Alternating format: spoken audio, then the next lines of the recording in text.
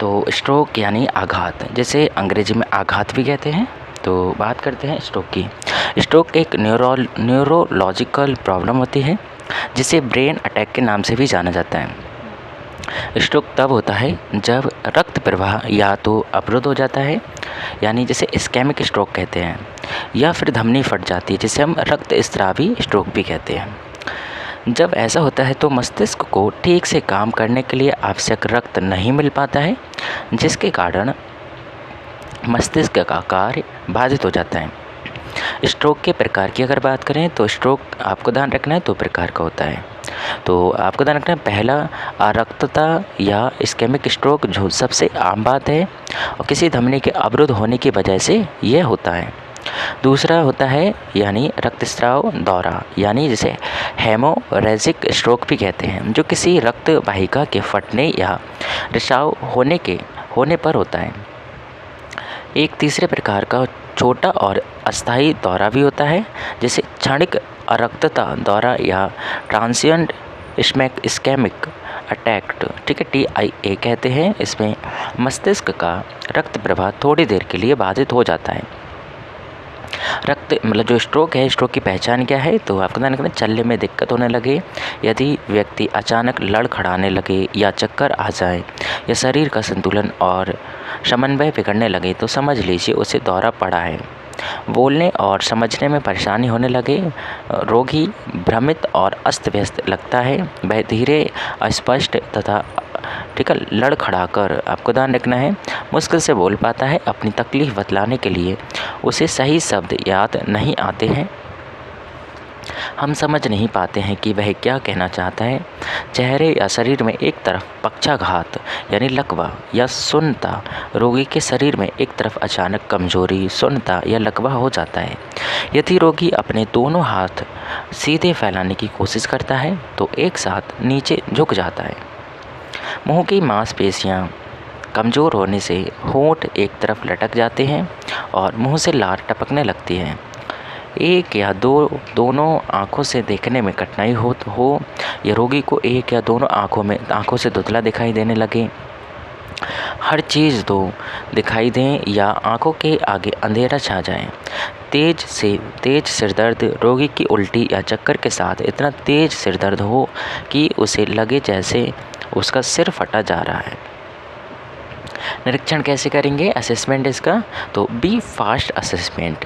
तो आपको ध्यान रखना है, बी फास्ट असेसमेंट मतलब, बी मतलब बैलेंस, यानी स्ट्रोक पीड़ित व्यक्ति अपने शरीर पर बैलेंस खो देता है, वो ना सही तरीके से बैठ पाता है और ना ही खड़ा हो पाता है। ई मतलब आपको ध्यान रखना है आइज़, अगर स्ट्रोक से पीड़ित व्यक्ति को एक आँख या दोनों आँख से अचानक धुंधला दिखाई देने लगे या दिखाई ही ना दे तो समझ लें कि ये स्थिति स्ट्रोक से जुड़ी हो सकती है।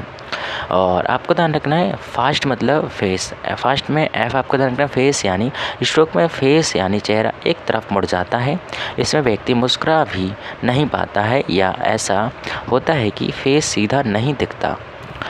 ए मतलब आर्म्स, स्ट्रोक में बाहें यानी बाजू शिथिल यानी ढीले हो जाते हैं और उन्हें ऊपर उठाने में दिक्कत होती है। साधारण भाषा में कहें तो उनमें जान नहीं रहती। एस मतलब स्पीक, स्ट्रोक पे पीड़ित को बोलने में परेशानी होती है, उसकी जुबान लड़खड़ाने लगती है। टाइम मतलब फास्ट मतलब आपने देखा लास्ट में जो टी आता है, टाइम मतलब स्ट्रोक में सबसे अहम है टाइम। स्ट्रोक होने पर टाइम बर्बाद ना करते हुए मरीज को तुरंत ही अस्पताल पहुंचाया जाए। ट्रियाज आपको ध्यान रखना है, छांटना या चलना।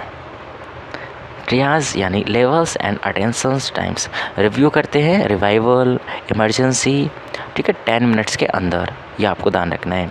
इमीडिएट एक्शन लेते हैं और वहीं आपको ध्यान रखना है इसके तुरंत बाद आपको, ठीक है, अर्जेंसी यानी 30 मिनट्स में, लेस अर्जेंसी आपको ध्यान रखना है 120 मिनट्स में, नॉन अर्जेंट यानी 180 मिनट में, इतने में आपको फैसला ले लेना ही चाहिए। ट्राइस शब्द फ्रेंच की क्रिया ट्रायर से लिया गया है, जिसका अर्थ है छांटना या चुनना। यह वह प्रक्रिया है जिसके द्वारा रोगियों को उनकी स्थिति के प्रकार और तात्कालिकता के अनुसार वर्गीकृत किया जाता है, ताकि सही रोगी को सही समय पर, सही जगह पर, सही देखभाल प्रदाता के पास पहुंचाया जा सके। ट्रायल्स का उद्देश्य संसाधनों का कुशलता से उपयोग करना होता है और अधिकतम संख्या में लोगों को बचाना होता है। यह सुनिश्चित करने के लिए कि सभी घायलों को उनकी ज़रूरत के अनुसार ध्यान दिया जाता है, ट्रायल्स का बार-बार मूल्यांकन किया जाना चाहिए क्योंकि किसी व्यक्ति की स्थिति बदल सकती है। घायलों को निम्नलिखित श्रेणियों में वर्गीकृत किया जा सकता है। लाल यानी आपको ध्यान रखना है अत्यधिक तात्कालिक यानी प्राणघातक चोटें, जीवन को खतरा, हाइपोक्सिया, सदमा, रक्तस्राव यदि तत्काल इलाज नहीं किया गया तो जीवित रहने की संभावना बहुत कम होती है। चिकित्सा उपकरणों से लैस एम्बुलेंस में मेडिकल टीम के साथ तुरंत अस्पताल भेजें। पीला आपको ध्यान रखना है यानी ये तत्काल को बताता है गंभीर चोटें लेकिन तुरंत प्राणघातक नहीं, हालत स्थिर, रक्तस्राव नियंत्रित, पीड़ित सांस ले रहा है। यदि समय से इलाज कर दिया जाए तो जीने की संभावना बढ़ जाती है। स्थिति स्थिर होने के बाद चिकित्सा उपकरणों से लैस एम्बुलेंस में मेडिकल टीम के साथ तुरंत अस्पताल भेजें, जैसे कि फ्रैक्चर। वहीं बात करें हरा आपको ध्यान रखना है तत्काल नहीं, साधारण चोटें, जीवन को कोई खतरा नहीं, घायल चल फिर रहा है, बहुत अच्छी जीवित रहने की संभावना। काला आपको ध्यान रखना है, काला जो रंग होता है बताता है कि मृत घातक चोटें, सांस नहीं चल रही है, नाड़ी नहीं चल रही है, CPR असफल है, पोस्टमार्टम के लिए सब गृह में भेजना यानी serious head injury. Colour code in hospital emergency ये आपको ध्यान रखना है, ठीक है, ये कलर कोडिंग आपको पता होने चाहिए। बात करते अंबर क्या होता है फिर आपको ध्यान रखना है। अंबर मतलब अस्पताल में शिशु या बच्चा लापता या अपहरण होने पर, ठीक है, या शांत रहें, कर्मचारियों के निर्देशों की प्रतीक्षा करें। काला आपको ध्यान रखना है बम की धमकी या संदिग्ध वस्तु मिलने पर, यदि आप संदिग्ध वस्तु देखते हैं तो उसे न छुएं और कर्मचारी सदस्य को सूचित करें, शांत रहें। नीला आपको ध्यान रखना वयस्क हृदय गति रुकना, हार्ट अटैक आने पर। भूरा आपको ध्यान रखना अज्ञात या संभव खतरनाक पदार्थ या रिसाव होने पर, शांत रहें, प्रभावित क्षेत्र से दूर रहें। हरा यानी बचाव के लिए निकासी करवाने के लिए, शांत रहें। नारंगी किसी भी प्रकार की आपदा आने पर, शांत रहें, प्रभावित क्षेत्र से दूर रहें। गुलाबी आपको ध्यान रखना है शिशु या बाल चिकित्सा, हृदय गति रुकना, शांत रहें। बैगनी यानी पर्पल यानी किसी को बंधक बना लेने पर। लाल आग लगने पर, यदि आपको आग लगने का पता चलता है अपने आप को तत्काल खतरे से दूर करें, सहायता के लिए कोड रेड फायर और स्थान को पुकारें। और वहीं आपको ध्यान रखना लिफ्ट का उपयोग ना करें। इसी के साथ साथ पीले की अगर बात करें तो लापता या भटकता हुआ रोगी और शांत रहें। यदि विवरण से मेल खाने वाला व्यक्ति दिखाई देता है तो अस्पताल के कर्मचारी को सूचित करें। अब देखिए कुछ प्रश्न जो महत्वपूर्ण हैं, जो एग्जाम ओरिएंटेड हैं, जो एग्जाम में पूछे जा सकते हैं। स्ट्रोक के किस प्रकार को ब्रेन स्ट्रोक कहा जाता है? इस्केमिक स्ट्रोक को कहा जाता है, यह आपको ध्यान रखना है। ब्रेन स्ट्रोक के किस प्रकार में रक्त वाहिका फट जाती है? देखो रक्त वाहिका जब फटती है तो उसमें आपको ध्यान रखना, उसे बोलते हैं हेमोरेजिक स्ट्रोक, ठीक है। और किस प्रकार के स्ट्रोक अस्थायी रक्त प्रवाह में बाधा के कारण होता है? तो ये आपको ध्यान रखना है, इसे बोलते हैं TIA। वहीं ट्रांजिएंट इस्केमिक अटैक स्ट्रोक के कौन से लक्षण देखे जाते हैं? बोलने में परेशानी, एक तरफ शरीर में सुन्नता, चलने में दिक्कत, सभी। बी फास्ट का में ई का क्या अर्थ है? तो ई का आपको ध्यान रखना आइस से है, यानी ठीक है आइस से, ये आपको ध्यान रखना है। इसी के साथ साथ आपको ध्यान रखना स्ट्रोक में सबसे अहम तत्व क्या होता है? इलाज की अवधि। हाँ, अब इलाज की अवधि भी होता है, यानी टाइम कह सकते हैं, अवधि ना कह के आप टाइम ज़्यादा बेस्ट आंसर रहेगा, ठीक है, ये आपको ध्यान रखना है। वहीं स्ट्रोक के दौरान मरीज के साथ क्या करना चाहिए? उसे आराम करने दें, उसे घबराने दें, उसे तुरंत अस्पताल भेजें। तो सबसे पहले तो हम ये सारे काम करेंगे, यानी सभी। इसी तरह से आपको ध्यान रखना है ट्राइस प्रक्रिया का उद्देश्य क्या होता है? जो ट्राइस प्रक्रिया होती है इसको देने का क्या उद्देश्य है, ये आपको बताना है। तो जो ट्राइस प्रक्रिया है इसको देने का क्या उद्देश्य है? संसाधनों का सही उपयोग करना, बिल्कुल ठीक, संसाधनों का सही से उपयोग करना। मरीजों का वर्गीकरण करना, बिल्कुल ठीक, और अधिकतम संख्या में लोगों को बचाना, बिल्कुल ठीक। तो यानी हम सभी आंसर इसमें भी कह सकते हैं। लाल यानी ट्राइस कोड किसे दिखाता है? ये साधारण चोटें, अत्यधिक तात्कालिक स्थिति, पोस्टमार्टम या गंभीर शारीरिक चोटें, अत्यधिक तात्कालिक स्थिति को दिखाता है रेड, यह आपको ध्यान रखना है।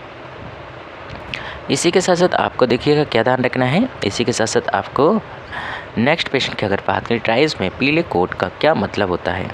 ट्राइज में पीले कोट का मतलब आपको ध्यान रखना है गंभीर चोटें लेकिन प्राणघातक नहीं, ठीक है। ये आपको जैसे कि फ्रैक्चर, तो फ्रैक्चर को हम किससे दिखा सकते हैं, आपको ध्यान रखना है पीले कलर से दिखा सकते हैं, ठीक है।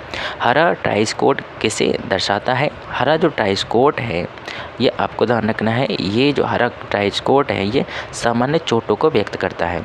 किसी स्थिति में काला ट्राइज कोट क्या प्रदर्शित करता है, तो ये प्राणघातक जो चीज़ें होती हैं, जैसे कि आपको ध्यान रखना है मृत व्यक्ति, ठीक है, मतलब इसमें आपको ध्यान रखना पोस्टमार्टम वाला जो व्यक्ति होता है उसको ले जाने के लिए ब्लैक कलर का यूज करा जाता है, ठीक है।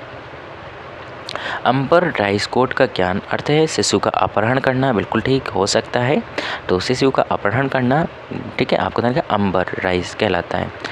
स्ट्रोक के दौरान मरीज की स्थिति की जांच करने के लिए क्या जांच की जाती है, आंखों की जांच, चेहरे की जांच, बोलने की जांच, यानी सभी की।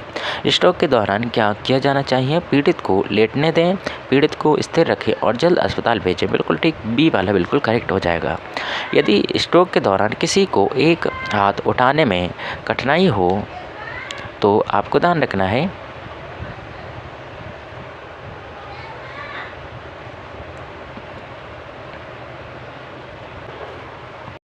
स्ट्रोक के दौरान क्या किया जाना चाहिए, तो आपको ध्यान रखना है पीड़ित को स्थिर रखें और जल्द अस्पताल भेजें।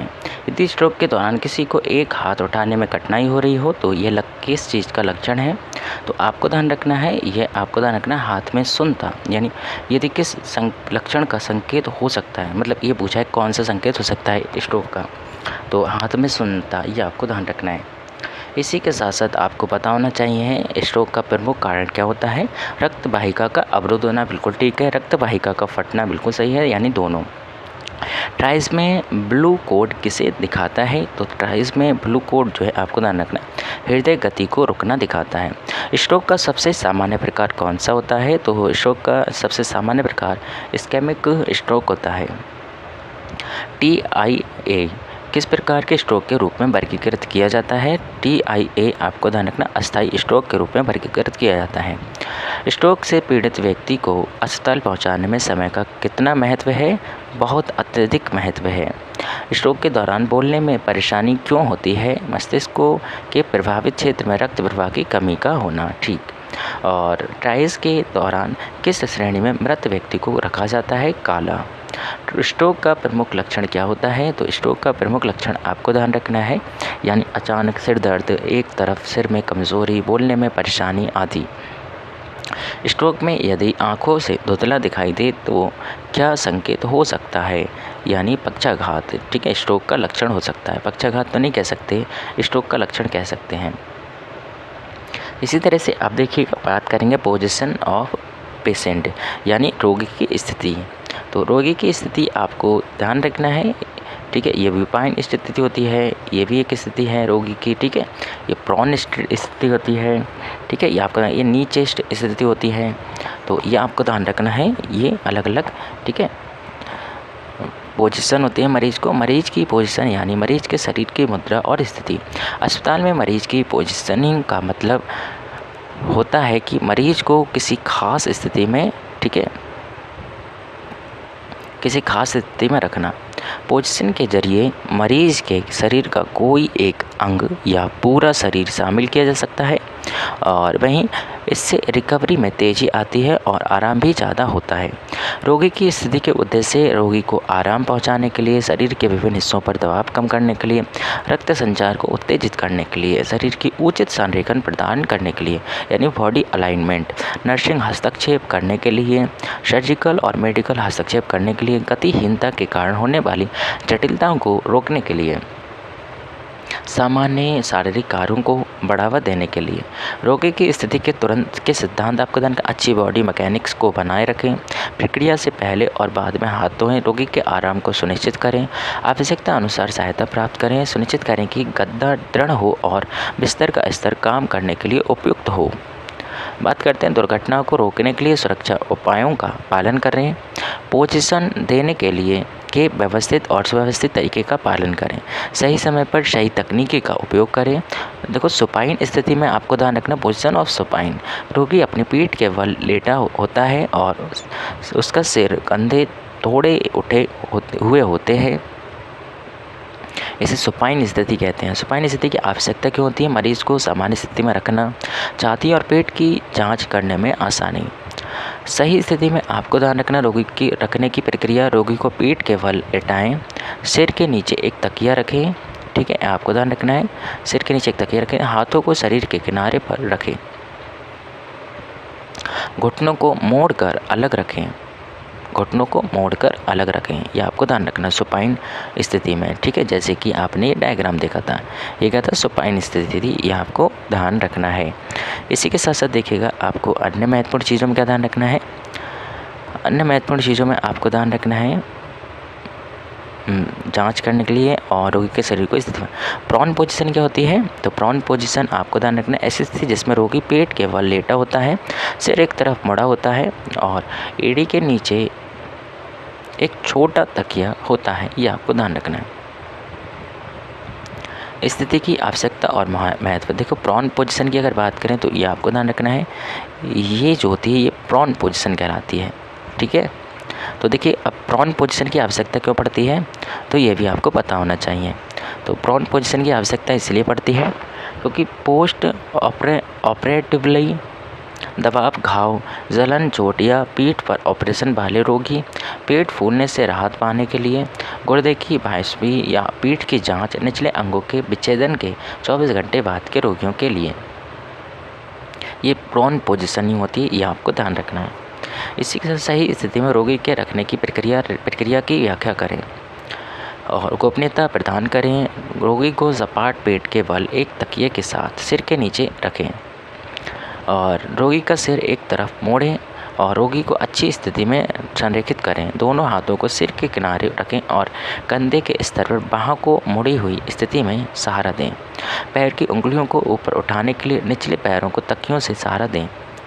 लेटरल पोजीशनिंग मतलब दाईं या बाईं तरफ लेटा हुआ। क्लाइंट हिप और कंधे पर वजन डालकर एक तरफ लेटा होता है या रोगी दोनों हाथ आगे और उसके घुटनों और ऊलों को मोड़कर अपनी तरफ लेटा होता है लेटरल पोजीशन में।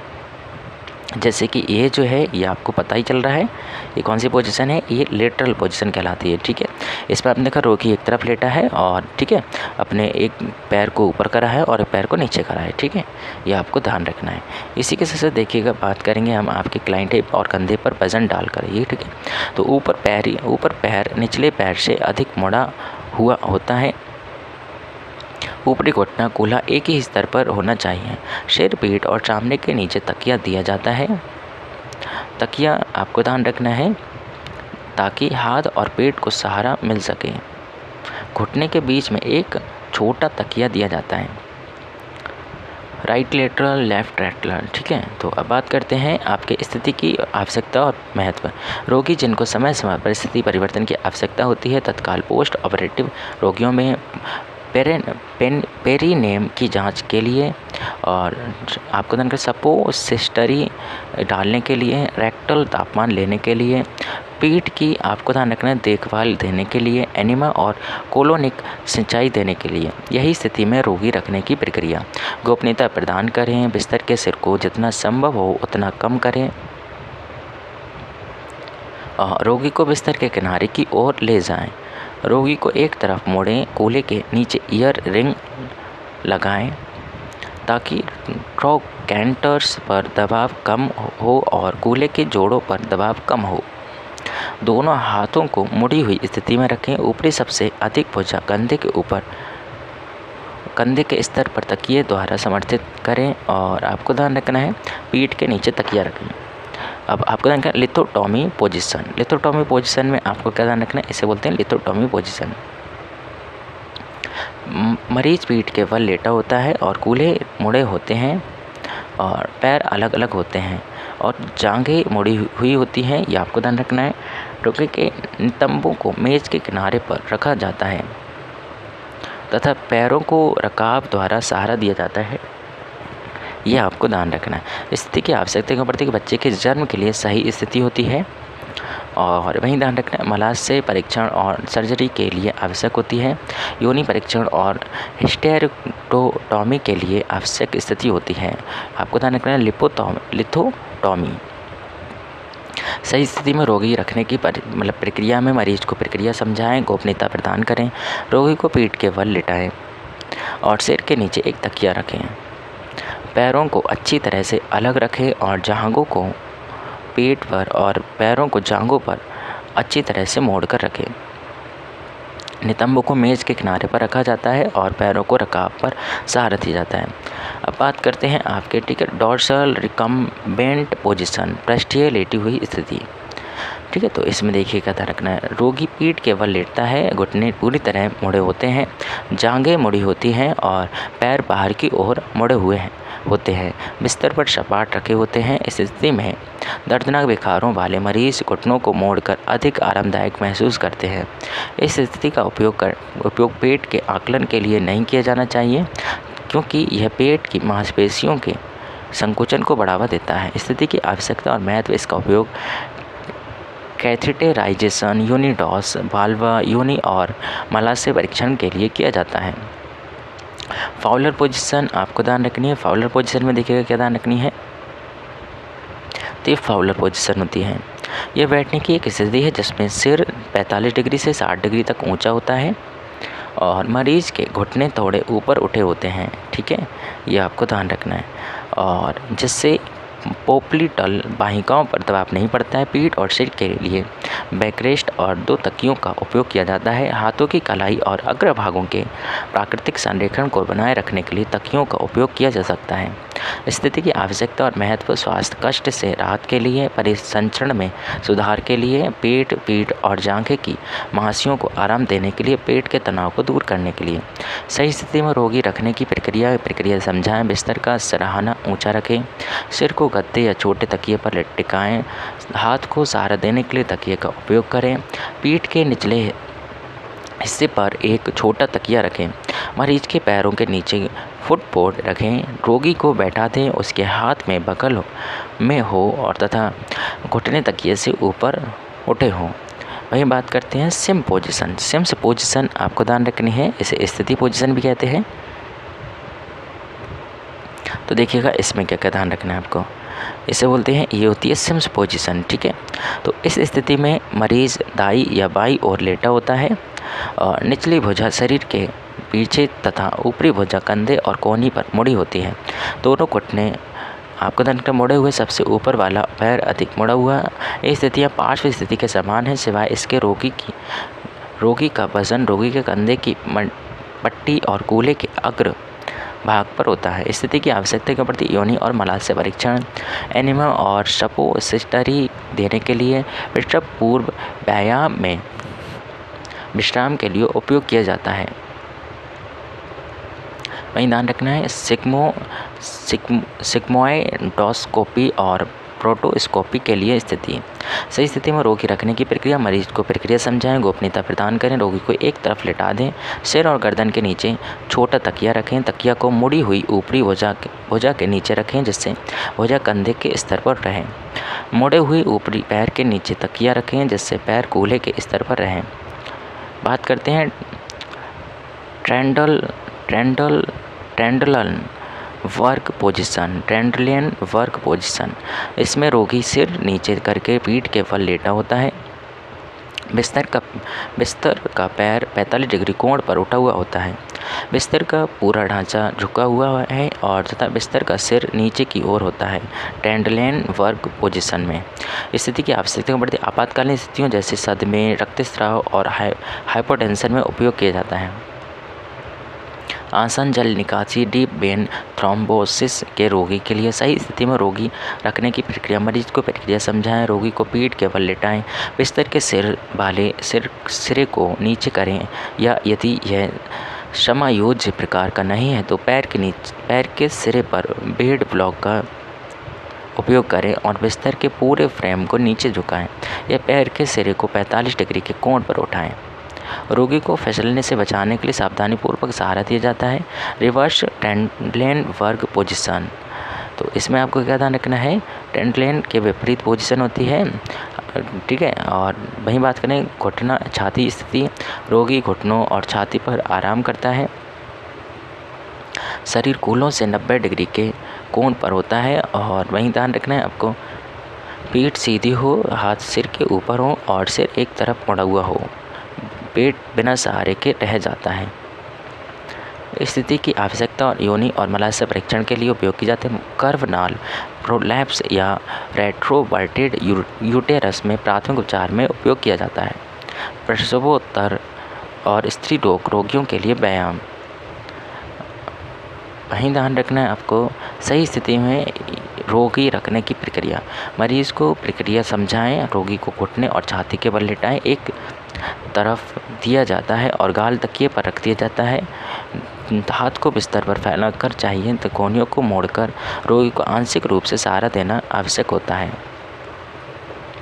ठीक है, इसी की तरह देखो बात करेंगे अब हम आपके ऑर्थोफेनिक पोजीशन। ऑर्थोपेनिक पोजीशन उच्च फाउलर स्थिति में रोगी के सामने बिस्तर के ऊपर टेबल रखी जानी चाहिए।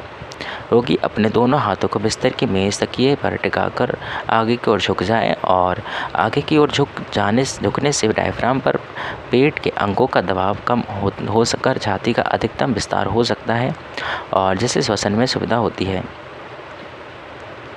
वहीं ध्यान रखना है जिस स्थिति की आवश्यकता गंभीर श्वास कष्ट वाले रोगी, हृदय रोगी, थोरैकोसेटेसिस के लिए स्थिति छाती में जल निकासी ट्यूब वाले रोगी। इरेक्ट पोजीशन में आपको ध्यान रखना है normal position, anatomical position. Anatomical position आपको ध्यान रखना standing erect, arms at side of body, palms facing forward, eyes straight to forward, legs are parallel. और वहीं ध्यान रखना feet and toes pointing forward. Sitting बैठक स्थिति में आपको ध्यान रखना है टू चेक वाइटल साइन। अब बात करते हैं कुछ महत्वपूर्ण प्रश्नों की। रोगी की पोजीशनिंग का मुख्य उद्देश्य क्या है? रक्त संचार को उत्तेजित करना, शरीर के अंगों पर दबाव बढ़ाना, केवल आराम देना। आराम उद्देश्य तो बहुत ज़्यादा ही होता है, दवाइयों का प्रभाव बढ़ाना नहीं। रक्त संचार को उत्तेजित करना भी इसका एक लक्ष्य होता है। सुपाइन पोजीशन में रोगी किस प्रकार लेटा होता है? सुपाइन पोजीशन में आपको ध्यान रखना है पेट के बल, बिल्कुल ठीक है, तो पेट के बल कह सकते हैं नहीं। सुपाइन पोजीशन में आपको ध्यान रखना है पीठ के बल लेटा होता है, ये आपको ध्यान रखना है, ठीक है। प्रॉन पोजीशन में ठीक है, सुपाइन पोजीशन नहीं, प्रॉन पोजीशन में रोगी किस प्रकार लेटा होता है? पेट के बल लेटा होता है। लेटरल पोजीशन में रोगी किस प्रकार की स्थिति में होता है? सिर के बल आपको ध्यान रखना है एक तरफ। लिथोटॉमी पोजीशन का उपयोग किस लिए किया जाता है? श्वास संबंधी सर्जिकल प्रसव के लिए किया जाता है, ये आपको ध्यान रखना है। कौन सी? लिथोटॉमी पोजीशन का।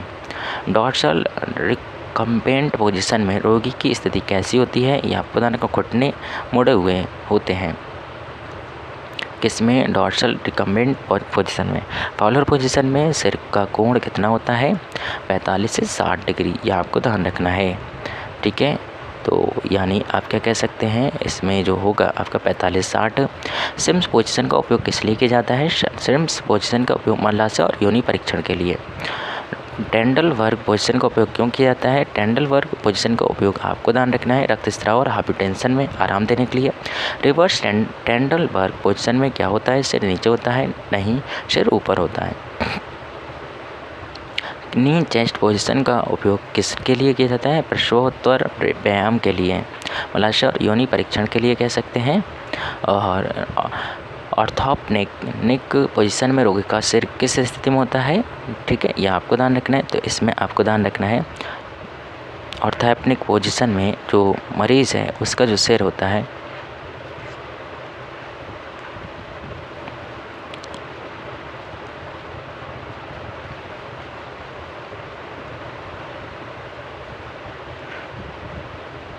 तो इसमें देखिएगा आपको ध्यान रखना है उच्च फाउलर स्थिति में रोगी के सामने बिस्तर के ऊपर टेबल रखी जानी चाहिए और रोगी अपने दोनों हाथों को बिस्तर की मेज़ तकिए पर लिटाकर आगे की ओर झुक जाना चाहिए, या ठीक है, ये आपको बताना है, झुक जाना चाहिए। और आगे की ओर झुकने से डायफ्राम पर पेट के, ठीक है, मतलब वही। और स्थिति की आवश्यकता और महत्व गंभीर श्वास कष्ट वाले हृदय रोगी और अपना बड़ा थोरैक्टोसिस, ठीक है, आपको थोरैकोसेटेसिस के लिए स्थिति छाती में जल निकासी ट्यूब वाले रोगी।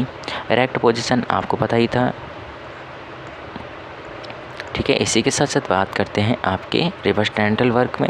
सिर ऊपर होता है, नीचे पोजीशन में आपने देखा था मलाशय और योनि परीक्षण के लिए, और पैर आपको ध्यान रखना है इसमें ऊपर की ओर होता है। बैठक स्थिति का मुख्य उद्देश्य क्या होता है? श्वास कष्ट से राहत देना। सुपाइन पोजीशन का मुख्य उद्देश्य क्या होता है? सुपाइन पोजीशन में आपको सामान्य स्थिति प्रदान करना। प्रॉन पोजीशन का मुख्य उद्देश्य होता है आपको पेट फूलने से राहत देना। आपको लिथोटॉमी पोजीशन में रोगी के पैरों को किस स्थिति में रखा जाना चाहिए? घुटने मुड़े हुए हों और पैरों को ऊपर किया जाना चाहिए। लिथोटॉमी पोजीशन में डॉर्सल रिकमेंड पोजीशन का उपयोग क्यों किया करते हैं? योनि और मलाशय के परीक्षण के लिए। बात करते हैं सिम्स पोजीशन में रोगी की स्थिति कैसी होती है? तो आपने देखा दोनों पैर मोड़े हुए और एक तरफ लेटा होता है। नी चेस्ट पोजीशन आपने देख ली थी, इसमें 90 के कोण पर। फाउलर पोजीशन का उपयोग किस लिए किया जाता है? श्वास कष्ट से राहत दिलाने के लिए। ऑर्थोपेनिक स्थिति में आपको ध्यान रखना है, इसमें पैटाकर सिर के सामने टेबल रखते हुए। सुपाइन पोजीशन में कूल्हों के नीचे क्या रखा जाता है? आपको ध्यान रखना है कूल्हों के नीचे ईयर रिंग, तकिया और फोम पैड रखे जाते हैं। प्रॉन पोजीशन में सिर किस स्थिति में होता है? प्रॉन पोजीशन में नीचे की ओर आप कह सकते हैं एक तरफ मुड़ा हुआ होता है। लिथोटॉमी पोजीशन का उपयोग क्यों किया जाता है? पेशव मलाशय परीक्षण के लिए। और वहीं आपको ध्यान रखना है स्टेम्स पोजीशन में किस अंग पर दबाव पड़ता है? तो कंधा और कूल्हा पे, यह आपको ध्यान रखना है। बात करते हैं अस्थि भंजन की।